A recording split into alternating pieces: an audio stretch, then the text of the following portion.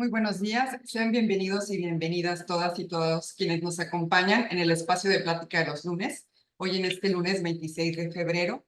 Este evento es organizado por la Comisión Estatal de los Derechos Humanos de Chiapas a través del Instituto de Investigación y Capacitación en Derechos Humanos. Damos la bienvenida a quienes se conectan a través del Zoom. Gracias por su amable espera. La Comisión Estatal de los Derechos Humanos está comprometida con la promoción, estudio y divulgación de los derechos humanos. En este tenor llevamos a cabo acciones de capacitación orientadas a generar conocimiento útil y proporcionar herramientas que permitan a los servidores públicos actuar a la luz de los derechos humanos. Así desarrollamos un programa de capacitación que comprende, entre otras actividades, una conferencia semanal titulada Plática de los lunes. En esta ocasión, en el marco del Día Mundial de los Humedales, conmemorado el día 2 de febrero, tenemos el honor de contar con la presencia del doctor Ramón Mariaca Méndez, investigador titular en el Colegio de la Frontera Sur en San Cristóbal de las Casas, con la conferencia titulada Políticas Públicas para la Protección de Humedales y otras áreas protegidas. Un saludo a las autoridades que nos acompañan de la Comisión Estatal de los Derechos Humanos, al licenciado Juan José Cepeda Bermúdez, presidente de la comisión, quien dirigirá un mensaje de bienvenida. Adelante, presidente. Muchas gracias, muy buenos días a todas y todos. Saludo y agradezco el apoyo del doctor Ramón Mariaca Méndez, investigador titular del Colegio de la Frontera Sur. Le agradecemos compartirnos sus conocimientos y experiencia.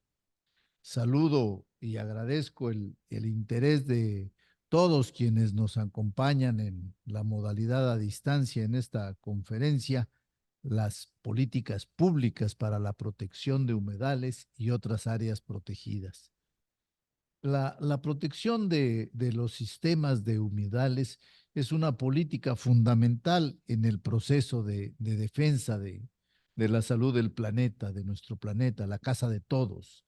Sabemos que se encuentra seriamente amenazado por el calentamiento global y el cambio climático. Y la ONU pues concede primordial importancia, entonces prioritario para ellos y han designado, dedicado el día 2 de febrero como el Día Mundial de los Humedales. Estas formaciones acuíferas siempre han sido apreciadas por la humanidad, se reconoce su papel de protección natural, son resumideros de carbono y pues ello contribuye a la reducción del CO2 en el aire. La protección de estos cuerpos de agua es fundamental. Su presencia, su conservación y utilidad pues están fuera de discusión. No debemos permitir actividades que los pongan en peligro.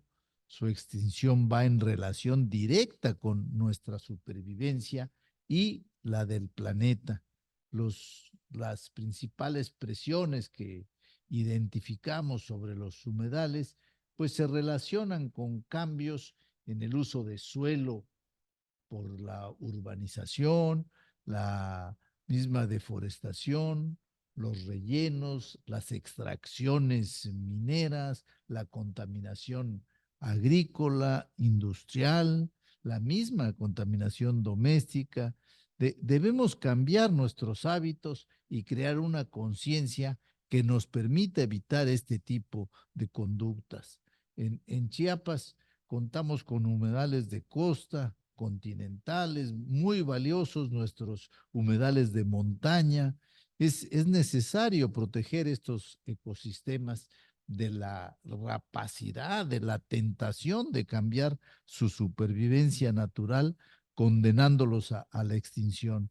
En este sentido, la Comisión Estatal de los Derechos Humanos de Chiapas expidió una recomendación en el año 2021, la 07-2021. Y nosotros creemos que estamos a tiempo de voltear a verlos, de aprender a convivir con ellos. Tenemos la gran oportunidad de conservarlos y restaurarlos. Hagamos del respeto a los humedales una nueva cultura. Hagamos de los derechos humanos, del respeto a los derechos humanos, nuestro estilo de vida. Yo les agradezco muchísimo. Gracias, doctor Mariaca. Gracias a todas y todos. Les deseo una excelente semana. Sean bienvenidos. Y le pido, doctor Mariaca, su comprensión. Quedará para cerrar este evento la maestra Fabiola Sánchez Hernández. Ella es directora de Derechos perdón, Derechos Económicos, Sociales, Culturales y Ambientales, ¿sí? Y yo me voy a ver obligado a retirarme por un asunto de agenda, pero les agradezco a todas y todos una feliz semana. Muchas gracias, señor presidente. Y antes de presentar a nuestro ponente, vamos a leer su lembranza académica. El doctor Ramón Mariaca Méndez es investigador titular en el Colegio de la Frontera Sur. Es profesor a nivel maestría y doctorado en etnobotánica y antropología social. Su campo profesional se ha orientado al entendimiento de la concepción, uso, manejo y disfrute de los bienes naturales por parte de los pueblos originarios en México, desempeñándose como presidente, coordinador y director en diversas instituciones. Ha sido ponente de cursos y conferencias tanto a nivel nacional como internacional. Participó como integrante del Consejo Técnico Académico de la Red del Patrimonio Biocultural de México y miembro del Sistema Nacional de Investigadores Nivel 2. Es acreedor del reconocimiento como ingeniero agrónomo del año 2013 por la Federación Agronómica y el Colegio de Ingenieros Agrónomos de Chiapas, y en 2019 por el Colegio de Ingenieros Agrónomos de Tabasco. Ha publicado más de 55 artículos indexados, 39 capítulos de libros, además de 14 libros. Ha sido director de tesis, de doctorado, de maestría y de licenciatura. Pues bienvenido, doctor. En esta ocasión se comunicará aquí a través de el teléfono. Un momento. Muchas gracias, doctora Sofía Solís. Muchas gracias también al señor presidente de la Comisión Estatal de Derechos Humanos, de la Bermúdez. Ofrezco una petición para todas las personas que me hacen favor, que nos hacen favor de acompañarnos esta mañana. A veces todos los federables están en un ratito tuviéramos algunos problemas para comunicarnos. Pero ya estamos aquí y vamos a explicar un poquito acerca de las políticas públicas para la protección de los humedales y las áreas protegidas. Y bueno, esta foto que presento en la portada es un poco provocativa, ya que es un ejemplo claro de los problemas que tienen los humedales y que generan mucho los recursos naturales en México, donde el derecho de los propietarios se enfrenta al derecho de la ciudadanía por tener un ambiente sano, un ambiente limpio, un ambiente que satisfaga las necesidades de recreación, pero también de vida, no solamente del ser humano, sino de la naturaleza. Entonces, vamos a la primera diapositiva. Y vamos a comenzar con tres especificaciones de lo que son los humedales, acompañándolo de fotografías que nos puedan explicar al respecto. Por un lado, la Convención relativa a los humedales de importancia internacional, conocido popularmente como el convenio Ramsar, del cual vamos a hablar al final de esta presentación, define a los humedales como ecosistemas tanto naturales como artificiales en serie temporal o permanentemente inundados, ya sea por aguas dulces o salobres, estancadas o corrientes, que incluyen versiones pequeñas o marinas que no excedan a 6 metros de profundidad. Por otro lado, la Secretaría de Agricultura es una de las instituciones que tienen la responsabilidad de una parte del manejo de los humedales en México. Nos es una zona de tierra normalmente plana, donde la superficie del suelo se cubre de agua de forma permanente o estacional. El agua puede ser dulce, puede ser salada o salobre. Sin embargo, no todo suelo que se llena de agua es considerado humedal. Por eso, para eso, mejor dicho, el sitio debe contener el líquido durante un periodo de tiempo suficiente para que se suele la flora atlántica. Si nos vamos a la siguiente diapositiva, por favor, claro, porque la zona, para la ley de aguas nacionales, que dijéramos de alguna forma, el instrumento que centra toda esa atención, los humedales son Es una de transición entre los sistemas acuáticos y terrestres que constituyen áreas de inundación temporal o permanente. Sujetas no a las influencias de mareas, tales como pantanos, vegas y marismas. Y los constituyen el tipo de vegetación y movilidad adaptada al agua, de presencia permanente o estacional. Las áreas superficiales predominantemente hídricas y las áreas lacustres o de suelos permanentemente húmedos o la descarga natural de algas, ¿no? De tal manera que entonces podemos concluir, permítanme por favor, podemos concluir de que de manera permanente los humedales son zonas de la tierra seca y el agua. Ahora bien, durante las inundaciones ocurre el exceso de agua de lluvia que de otro modo causaría inundaciones y daños al medio donde vive el ser humano. Hay un dato muy interesante que podemos encontrar en la Declaración Internacional, es que media hectárea de verdad puede almacenar más de 3.700.000 litros de agua de inundación. Y esto es algo que nos va a llamar la atención más adelante. Vemos las diapositivas, está el desierto en el norte de México, como está muy clara la zona de humedad, que es la zona verde, a las áreas desérticas. Y por el otro lado, bueno, a partir de inventario nacional de humedades tenemos esto, pero no tenemos de fotografía, ¿verdad? La zona de agua permanente, la zona de vegetación y la que sigue, por favor. Miren, bueno, aquí de manera general hay muchas clasificaciones de humedales, pero yo creo que la muy sencilla es esta. Hay humedales costeros y humedales continentales. Los humedales costeros, como su nombre dice, son una mezcla de agua dulce y salada, una combinación denominada agua salobre. Aquí los humedales parecen marismas de hierba y bosques de pastizales. Los vemos perfectamente en la fotografía de arriba, un ejemplo típico. Y esto sucede en la costa de Chiapas.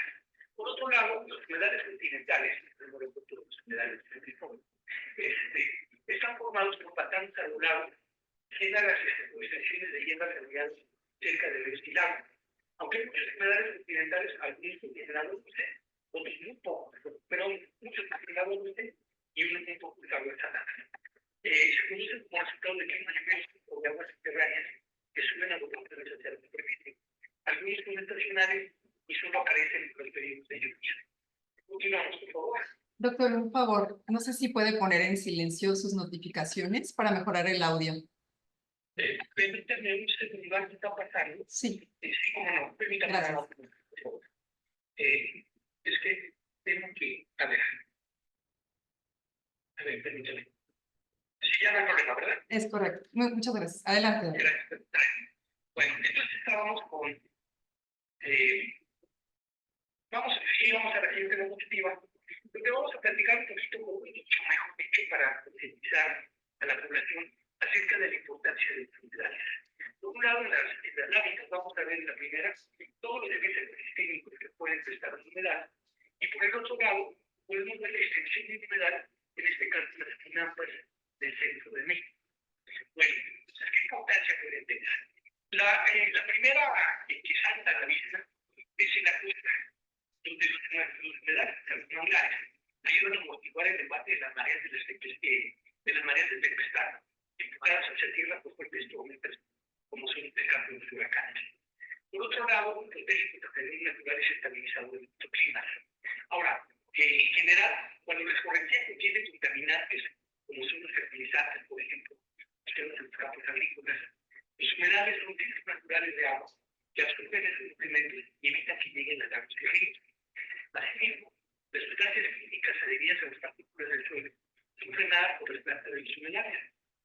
En este caso, los contaminantes son retenidos por las raíces de las plantas de los humedales.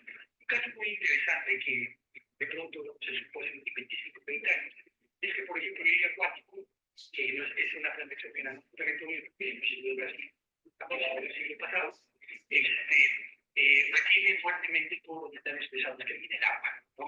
Ahora, en los humedales de todo el mundo, que es algo muy importante, viven especies animales y vegetales, las conocidas como los caimanes, los orígenes y las serpientes, como se habla en esta de la televisión, y así mismo las aves migratorias utilizan estos hábitats como escala, esos viajes del lago de Faro hacia varios países, ¿verdad?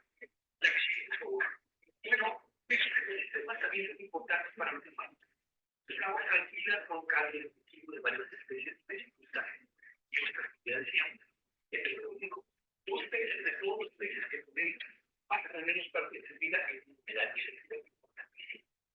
Se calcula que unos 3.000 millones de personas de todo el mundo, dependemos de los humedales para la existencia a través de actividades como son la pesca, el cultivo de agua, el proceso científico, la caza o el turismo. Asimismo, los humedales son proveedores de agua para los turísticos industriales. Son trampas de carbono. Si en un momento dado desaparecen los humedales, donde existen primeras, la cantidad de carbono que se vertiría al ambiente es impresionante. Bueno, ya hablábamos del turismo, ¿verdad? También sirve para la observación de aves, para cacería temporada y para pesca. La que sigue, por favor.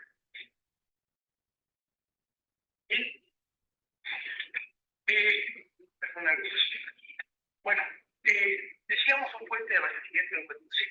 Purifican el aire que respiramos. Funcionan como esponjas, lo que hace que el agua se almacene haciendo que exista una recarga de agua de los mantos acuíferos y nos ayuda obviamente a prevenir sequías e inundaciones. Permite las infiltraciones de agua a importantes mantos férreos y su almacenamiento en reservorios de agua subterránea. Asimismo, los humedales participan en la regulación de gases de la atmósfera y del clima, tales como temperatura, precipitación y condensa. Funcionan como indicadores por la vegetación propia que crece en estos ecosistemas para áreas de construcción de centros de población para quitarse terrenos inundables. Siempre que encontramos ciertas especies, las hiperáceas, por ejemplo, que parecen partes del morfo, nos indican que son básicas y morfos para construcción. Y asimismo, las especies de platanillo, la indicar la tifa, nos están indicando que estamos hablando de zonas inundables.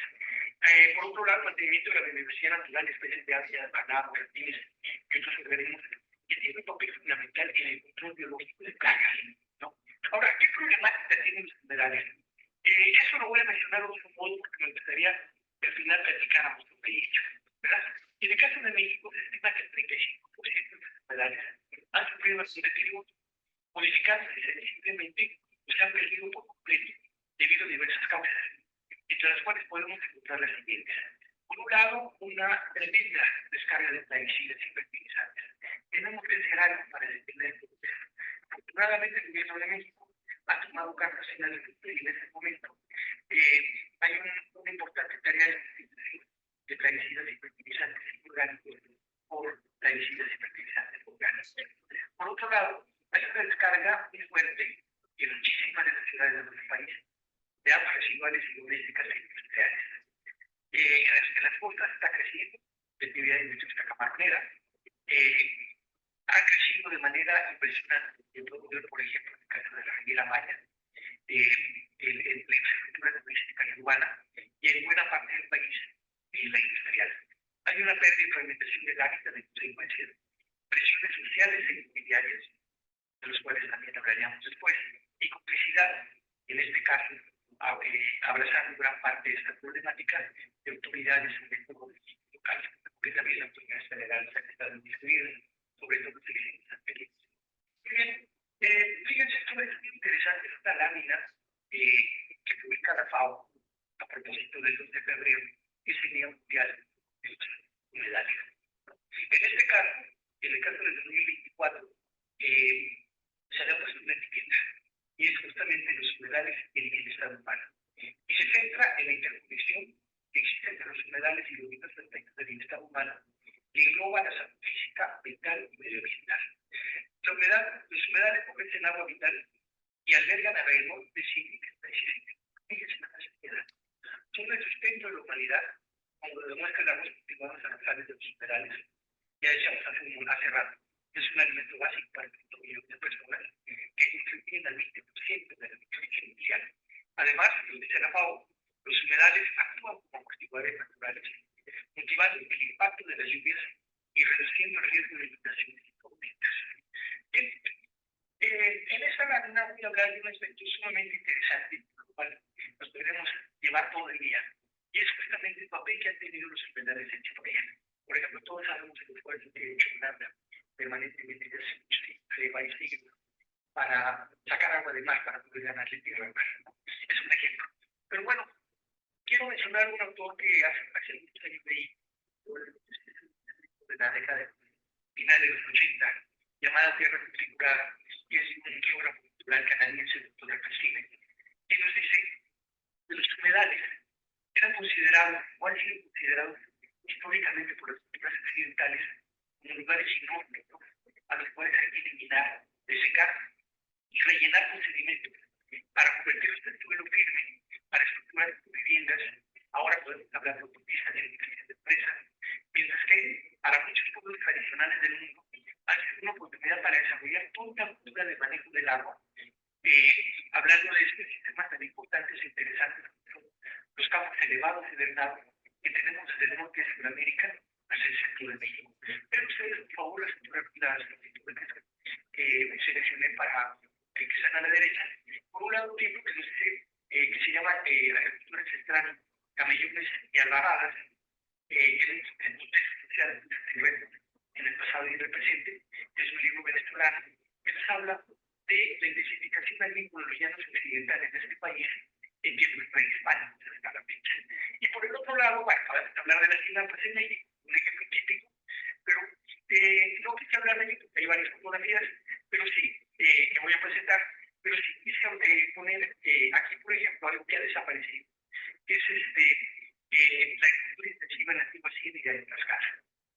Y así como eso vamos a tener, nos dice el doctor Alfechines, restos de camellones y de sistemas que se llama agua dentro y agua fuera, restos de sistemas drenados en gran parte del deporte antiguo, parte de eso, probablemente parte de eso. Y esto llega a ser centro del estado de Veracruz. Sin embargo, en este momento, pues ya no está en el grupo debido a pero bueno, vamos ahora al revés. Vamos a ver qué ha pasado, por ejemplo, en los Estados Unidos, ¿no? Donde desde el siglo XVIII, más de 25 millones de hectáreas humedales han sido destruidas en la política cuenca del río Mississippi, como consecuencia del desarrollo agrícola y urbano. En este caso, las pérdidas medioambientales contribuyeron a la catástrofe de las inundaciones multitudinarias que se produjeron en la región en 1943. En México, no nos quedamos atrás. Insisto, tenemos todo el deterioro ambiental generado en la Riviera Maya y en otras zonas, pero para un caso más preciso, a partir de la década de 1960 hasta los 1970, más o menos, se despejaron alrededor de 91.000 hectáreas humedales como resultado de la construcción de la playa de la Pampa de San Francisco en el sureste de México, y donde se establece el plan de Talpa, porque es un plan muy costoso que tristemente fracasó. Nos vamos a la siguiente diapositiva. Bueno, este es un mapa que nos habla de los minerales potenciales de México. Es generado por el INEGI y como podemos ver en azul, prácticamente todas las costas de México, que son costas relativamente recientes del Cuaternario, están cubiertas por humedales, gran parte de ellos manglares, humedales en algunos años de adentro, ¿no? Opales también. Y en cuanto a la costa del Pacífico, también tenemos terrenos del Cuaternario, básicamente gran parte de la costa de Chiapas, una parte pequeña de Secundus, la costa de Nayarit, de Sinaloa, de Sonora y en la Baja California. Asimismo, vamos a apreciar pequeños manchones, por ejemplo, en la zona del centro de México, que va en todo lo que es la zona industrial del estado de Guanajuato, de Jalisco, de Guanajuato, hasta llegar a Querétaro, parte del estado de México, una parte también importante del estado de Chihuahua, de Coahuila, tenemos la necesidad de químicas, afectada terriblemente por la coordinación entre la necesidad de la gran empresa y las autoridades mexicanas de sexenios pasados que permiten la explotación del agua en esa región. Bueno, también vamos a ver esto, decíamos, en la zona de la península de Yucatán, donde se asentó, donde se ha asentado hace más de 3.000 años la cultura maya, y en el caso de Chiapas, tenemos en los Altos de Chiapas, algo en la zona norte y en la zona de la Canota. Vamos a la siguiente, por favor. Bueno, vamos a hablar de los dos humedales más importantes que tenemos en Chiapas, de todo. Por un lado los manglares, por otro lado los humedales de montaña. Los manglares, voy a comenzar dando datos nacionales. Según el Inventario Nacional de Humedales de 2012, México tenía 6.331 complejos de este sistema, lo cual representa aproximadamente el 5% del territorio nacional.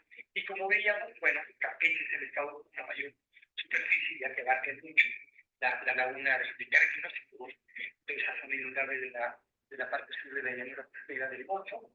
Le sigue Tabasco, Chiapas y Veracruz, ¿verdad? Ahora, respecto a la extensión y distribución de los manglares, diferentes estudios entre 1973 y 2005 indicaban que podía ser de 440.000 hectáreas hasta 1.400.000. Sin embargo, el dato más reciente de la CONAVIO de 2009 nos dice que hay cerca de alrededor de 770.000 hectáreas, de las cuales 66.374 se distribuyen en el Pacífico, entre el estado de Guerrero, Oaxaca y Chiapas, y de esta superficie, 62.6 por el poder desplazado. La que sigue, por favor. Bueno, hablando un poquito más específicamente de los manglares de Chiapas, estos se ubican desde Arriaga, pasando por la pesquería de la Gloria, Punta Gloria, el Arenal, en Tonalá, el Futbolista, Playa del Sur, Bucanaciejo, Madre Selva, La Junta y La Pulca, en Pichichiapa, tenemos el Chocovital, Joaquín Amaro, Playa Grande y Falcón. Se estima una superficie de 41.550 hectáreas distribuidas a lo largo de 260 kilómetros de costa. Esa es una joya que no debemos permitir que desaparezca. Y vamos en un momento voy a mencionar esto. Bueno, ¿qué especies tenemos? Prácticamente las mismas como representativas vegetales que tenemos en los manglares mexicanos, que es el mangle rojo, conocido científicamente como el mangle, el mangle blanco, la popularia racemosa, el mangle prieto del género Vicenia y el mangle docidio que es el Carpus erectus. Algo muy interesante, un poco de la primera foto, es que pueden alcanzar hasta 20 metros de altura, ¿verdad? Llegar a algunos árboles a superar este.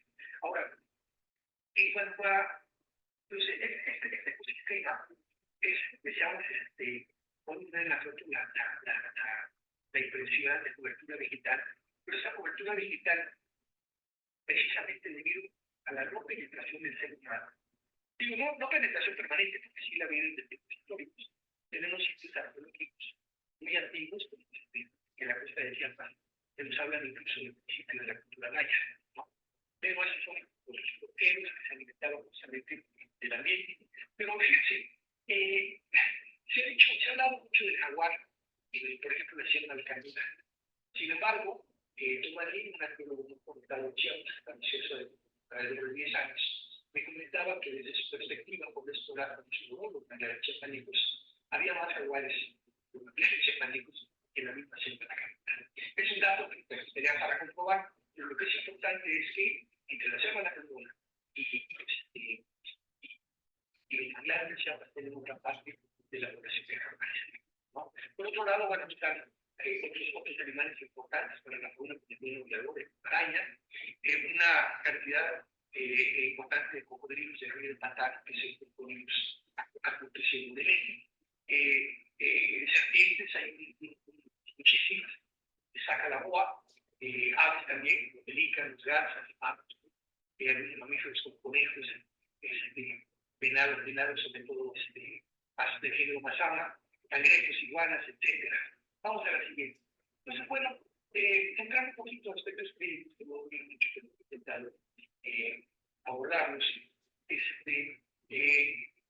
Los manglares, o en general los humedales, se encuentran protegidos por la Ley de Protección y Conservación del Ecosistema, en este caso del manglar.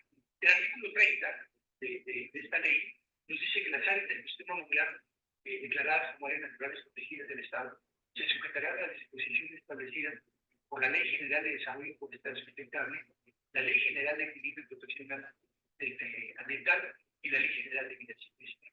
Su artículo 31 nos dice que la planificación, manejo, desarrollo, administración, protección y control de áreas naturales protegidas del manglar estará a cargo de la Comisión Nacional de Áreas Naturales Protegidas, que es de la CONAF, y que la CONAFOR, que es la Comisión Nacional Forestal, podrá otorgar concesiones y permisos a las comunidades y organizaciones locales de manglar para el consumo. No sé, fíjense, no sé qué es lo que va a aprovechamiento tal cual, ¿no? Aprovechamiento y administración de todos los recursos de un área delimitada en el sistema manglar. Perdón, cometí un lapsus cuando yo digo de aprovechamiento, ¿verdad? También tiene gerencia la Secretaría de Agricultura y la Secretaría de Salud. Bueno, en la siguiente diapositiva me permito presentar un diagrama que me gustó muchísimo. No vamos a entrar en detalle, pero fíjense ustedes, cuando hablamos de economía neoliberal en el siglo pasado, donde poco a poco se fue ganando nicho de mercado a los bienes naturales que corresponden al ser humano, de pronto el agua no la empezaron a vender, el agua nunca, el agua para beber nunca se vendió. En China se habló ya de venta de oxígeno, que no serían determinadas, pero bueno, también a los populares se le puso precio. Entonces, fíjense ustedes, por ejemplo, cómo en los ciclos de servicios de protección de los manglares contra desastres se evalúan que se 161 dólares dedicados por hectárea por año. Y así vamos a ver, si nos vamos en dirección del reloj, cómo de las noticias de reloj, como 500 millones de dólares al año genera el ecosistema marino del Golfo de California solamente. Que la fijación de nitrógeno y captura de carbono permite una desconectaria como ganancia de carbono. Y si vamos con datos, bueno, eso me interesa capital, pero justamente una de las características que, aparte de ese ejemplo, podemos ver en México, es que existe ya la necesidad de proteger nuestros bienes naturales, como yo lo decía en la primera diapositiva, justamente contra los intereses del gran capital, ¿verdad? Bueno, pues seguimos a la siguiente diapositiva, por favor. Bueno, vamos a hablar ahora de los minerales de montaña. En la costa existen minerales muy importantes, que incluso un aprovechamiento en el caso específico, por ejemplo, Tabasco, me tocó estudiar hace unos 30 años, el sistema agrícola está desapareciendo de ese sistema agrícola de cultivo de maíz en tomates, conocido como macete, ¿no? Donde cuando baja el nivel del agua, la gente llega, corta las plantas, que es el platanillo, cultiva maíz por 3 o 4 meses. Cuando llega la inundación, cosechan ese maíz, a veces están cosechando el calico, meten el calico y van tirando las hojas ahí, ¿no? Pero los sistemas que se hablan un poco son de los minerales de montaña. Tenemos que tener la fortuna de contar con estos minerales de montaña. Estos son relativamente pequeños, pero importantes. Quizás es más mencionado por tener implicaciones políticas importantes. Y parte de lo que yo dije al principio, ¿no? Un conflicto permanente entre derechos y los propietarios que tienen terrenos de manera legal o ilegal, antes de que puedan considerar áreas naturales protegidas en San Cristóbal de las Casas, porque el derecho de la ciudadanía del presente y del futuro es muy importante por preservar los bienes naturales, pero que todo el agua, que es bien que comienza a escasear en muchas partes del mundo, en particular también de la zona norte, centro de México y en otras partes de Chile también. Entonces tenemos las enfermedades de montaña de María Eugenia de la Quilla, que recientemente fueron consideradas como área de protección de fauna minerales, ¿verdad? Es el total de 216 hectáreas. También tenemos, en el caso de Comitán, la ciénega, los animales de la ciénega que tienen 117 hectáreas, y también creo que es el municipio de la hectárea, los animales de las patas, de la región complejados, para mencionar hectáreas. Esos son los más importantes. Sin embargo, en los ciudadanos de las calles tenemos un político importante, ¿no? De tal forma que nos dice que los países españoles fueron utilizados seguramente, ¿no? Hay muchos otros, vamos a encontrar que, como fíjense muy interesante, los datos de Chiapas alcanzan una altitud de 2.000 metros de mar. Esto se debe a que las placas tectónicas del Golfo de México, que es la del sur de los Estados Unidos, y la del Caribe, presionan hacia el sur y generan que la península de Yucatán vaya emergiendo. Pero por el otro lado, la placa tectónica que tenemos en el sur de Chiapas presión hacia el norte, y esta doble presión genera que las tierras del centro de Chiapas, están al norte de la depresión central, se vayan elevando milímetros al año, bueno, milímetros cada decena de años, de tal manera que en ciertas partes de la superficie se quiebra, por decirlo de alguna manera, y aparece lo que aparentemente es un valle. El valle es activo al poder del ejemplo, pero en realidad tiene un río en el que en el centro, pero en realidad es un bosque. Y estos bosques los vamos a encontrar desde la parte noroeste de los Altos de Chiapas hasta prácticamente llegar a Capital, ¿no?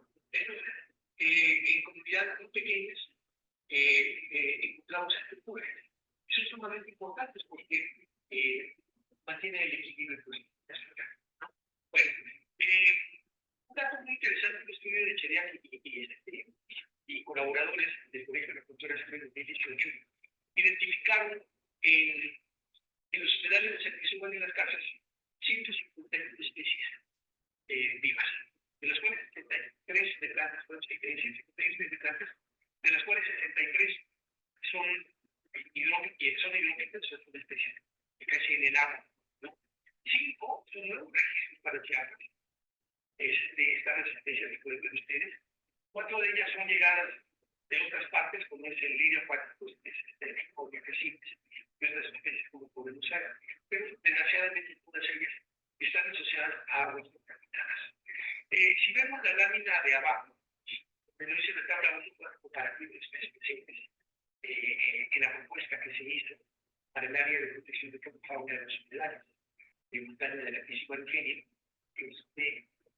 vamos a ver en verde, por favor, que hay 25 especies de plantas vasculares, 3 de peces, 12 de anfibios, 19 de reptiles, 138 de aves y 39 de mamíferos. Aquí quiero resaltar dos cosas de estos grupos. Las aves, no, prácticamente son, estas 138, prácticamente es el 20% de las aves que tenemos en Chiapas. Esto es un llamado a las autoridades, sobre todo locales y también a las demás, para que protejamos humedales, llegando a un acuerdo con los propietarios y llegando también a la satisfacción de gran parte de la comunidad de San Cristóbal de las Casas, que año con año y a cada momento está pidiendo que haya una solución a esta devastación de estos humedales. Y bueno, en cuanto a mamíferos, lo mismo. Casi tenemos con las 29 especies registradas el 20% de las especies de mamíferos potenciales, ¿verdad? Ahora, otro dato importantísimo es que hay una especie endémica de peces, 3 de anfibios, 4 de reptiles y 5 de aves. Si desaparecemos estos, esa riqueza que tenemos en el centro de Chiapas, estaremos desapareciendo toda esta riqueza para Chiapas y para él. Continuamos. Bueno, ya nada más, en la parte de arriba, nos habla justamente de lo que decía, las 215 hectáreas de casi 16, considerar ya a partir de este año áreas de protección de propiedad. Muy bien. Bueno, vamos a la siguiente. Vemos la portada del documento que con ayuda de muchísimas instituciones se tuvo que elaborar después de una lucha de más de 30 años. Se logró el primer plan justificativo para el establecimiento del área natural protegida, del área de protección de la fauna, de los humedales de montaña de Aquis y Mauquenia. Ese documento se concluyó en noviembre de 2023 y justamente el lunes 8 de enero del 2024 el señor presidente de la República publica en el Diario Oficial de la Federación el decreto 220 por el que en todo el país por el que se declara el área natural protegida por la categoría de área de protección de flora y fauna el sitio de humedal de montaña de Aquis y Mauquenia, ubicado en el municipio de San Cristóbal de Chiapas, y que abarca la superficie de 115 hectáreas, 70 áreas y 69 hectáreas, ¿verdad? Bueno, vamos a la siguiente. Bien, ¿qué ha hecho? ¿Qué se ha hecho para proteger todas las correcciones de los sitios? Sí, que va a hecho un para. De ello voy a hablar en los siguientes. Por ejemplo, la semana ha publicado a lo largo del tiempo una serie de documentos importantes. Entonces, estrategias para la conservación, manejo y aprovechamiento sustentable de diversos organismos. Aquí vemos la fotografía de aves acuáticas y hábitats en México. Por otro lado, vemos el de aves playeras y hábitats en México. Es muy importante que debe acompañar a estos decretos de los que ya hablaba, un plan de manejo, que estamos en espera, para que se elabore el plan de manejo para los generales de Estado, ¿verdad? Aquí vemos las fotografías de los documentos del plan de manejo tipo para cultura apícola del género Braquenis y su manejo intensivo, que es la tortuguita alemana, que es más mexicana que nada, ¿no? Y por el otro lado, el plan de manejo tipo para el manejo, conservación y aprovechamiento sustentable de aves acuáticas y playeras. Vamos a ver qué sigue, por favor. Bueno, otra acción importantísima que ha hecho el gobierno de México desde hace muchísimo tiempo es los campamentos europeos.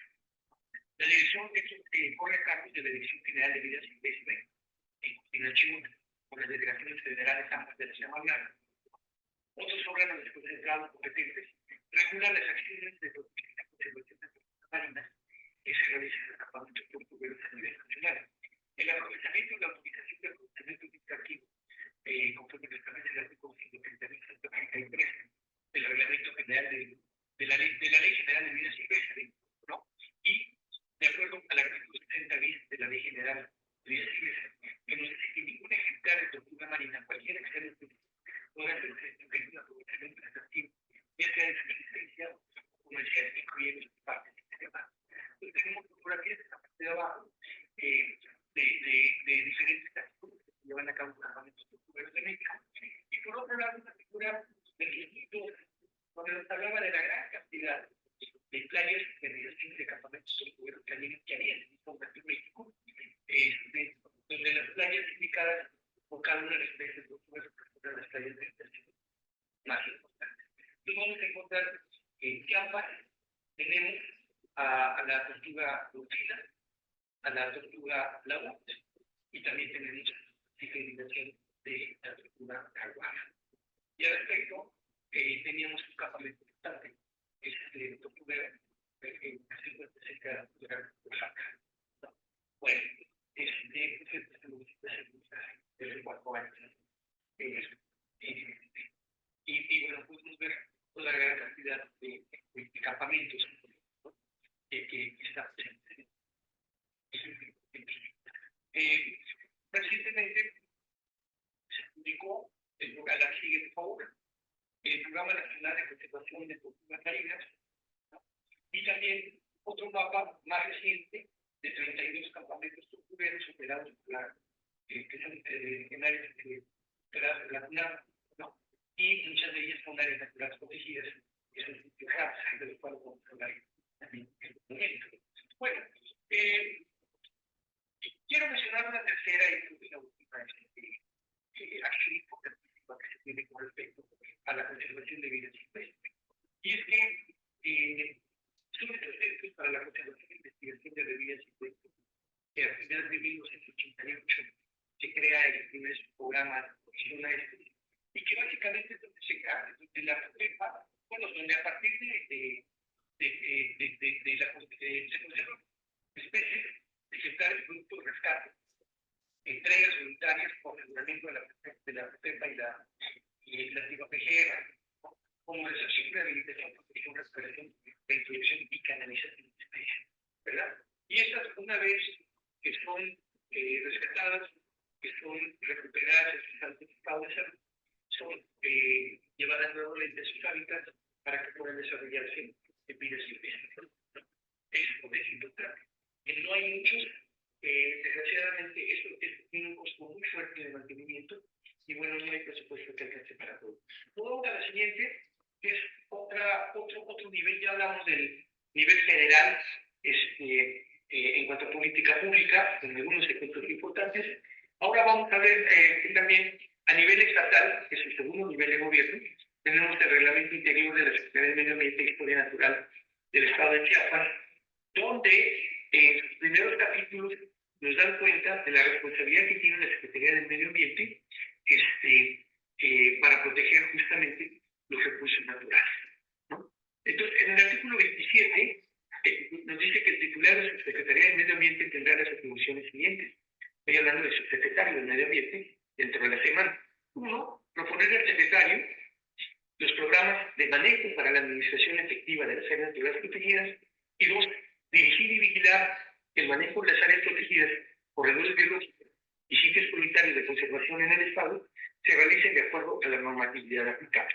En el tercer nivel de gobierno, o en el primer nivel de gobierno, que se quiera ver, que es el nivel municipal, vamos a encontrarnos con que estas direcciones de ecología y medio ambiente municipal, ¿no? Las responsables de proteger estos recursos naturales. Ahora bien, el gobierno de México ha firmado una serie de convenios internacionales que, si bien no son vinculantes, son importantísimos porque dan cuenta de los recursos que tenemos en nuestro país. Voy a mencionar solamente dos de los más importantes, que es la Convención Ramsar y el Acta Norteamericana para la Conservación de Minerales, ¿no? La primera, la Convención Ramsar, voy a hablar un poquito de ella. Voy a leer un poquito el texto y después vamos a hablar sobre esta lámina que encontré, ¿no? Nos dice que la Convención sobre los Lugares de Importancia Internacional, la Convención Ramsar, es una forma internacional que promueve la conservación y uso racional de los minerales y es el único tratado mundial que se centra en un fenómeno, ¿no? Actualmente estoy hablando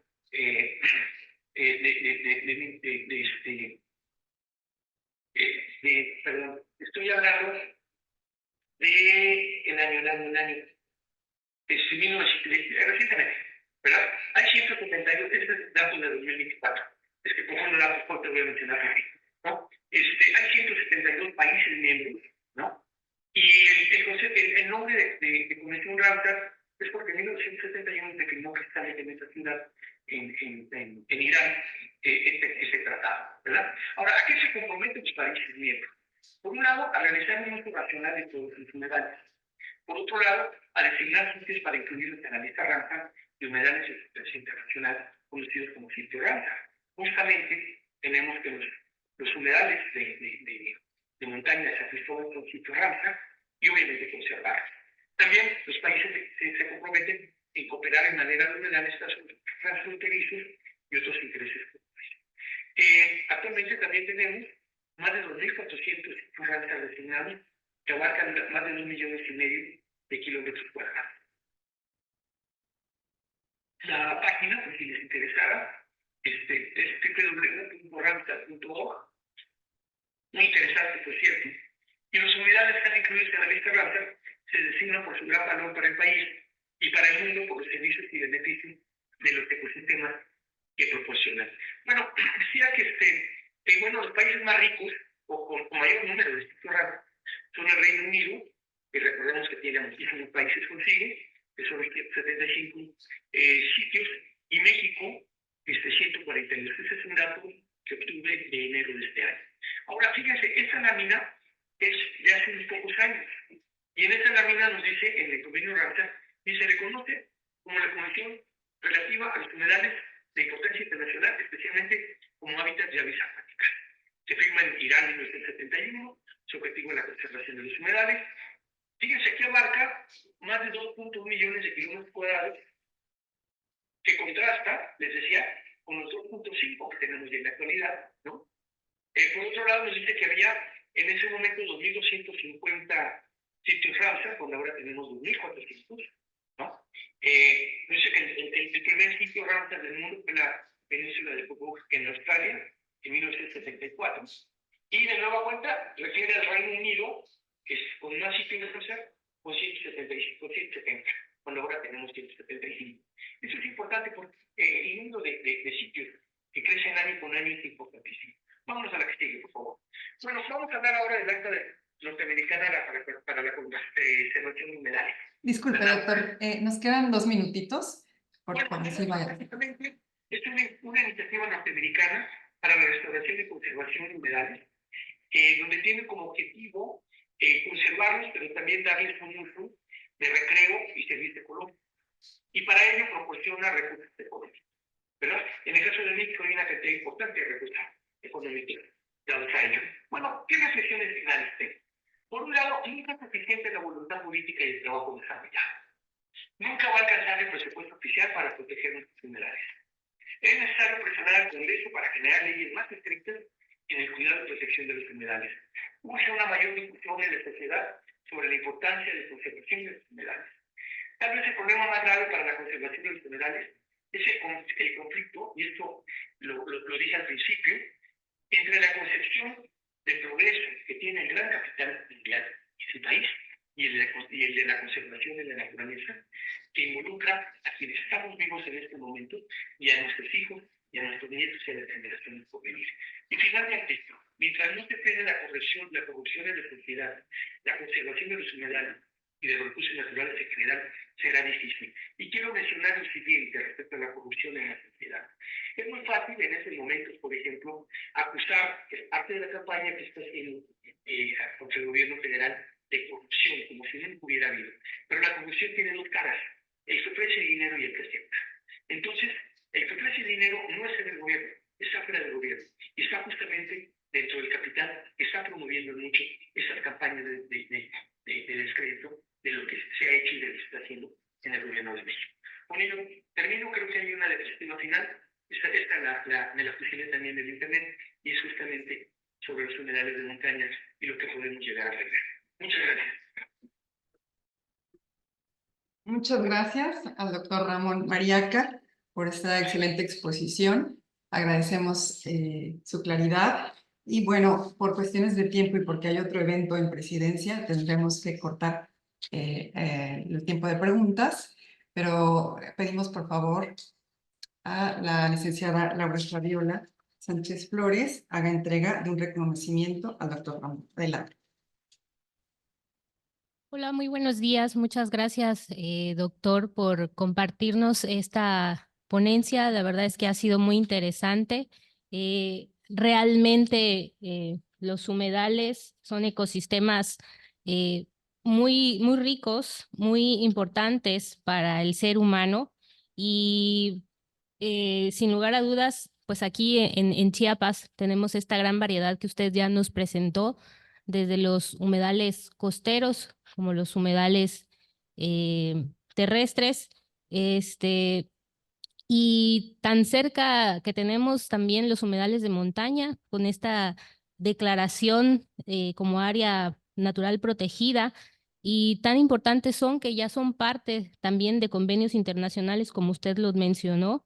Sin lugar a dudas, creo que las reflexiones finales que usted nos dio al final de toda esta ponencia son vitales, son muy importantes. Sin lugar a dudas, como sociedad tenemos que ser más conscientes de la importancia de su cuidado y su conservación de estos ecosistemas. Y pues bueno, le agradecemos enormemente. Ha sido muy enriquecedor todo lo que nos ha presentado. Y a nombre del presidente me permito leer el diploma, el reconocimiento que se le otorga el día de hoy. Ahora en un momento aparece en pantalla, que dice: la Comisión Estatal de los Derechos Humanos de Chiapas otorga el presente reconocimiento a Ramón Mariaca Méndez por impartir la plática Políticas Públicas para la Protección de Humedales y otras áreas protegidas. Signa el licenciado Juan José Cepeda Bermúdez, presidente de la comisión. Aquí lo podemos ver en pantalla y tengo entendido que se le va a hacer llegar de forma física hasta donde usted se encuentre. Muchísimas gracias, doctor. Muchísimas gracias, doctora Sofía, por esta plática. Muchas gracias al doctor Ramón Mariaca nuevamente, a la licenciada Fabiola y pues a todos los que se han conectado el día de hoy. Nos queda una gran tarea de seguir protegiendo pues a los que no tienen voz y voto, que son los animales, las especies, las plantas y toda esta naturaleza que nos rodea en nuestro estado. Pues muchísimas gracias a todos y que tengan un excelente día. Hasta luego.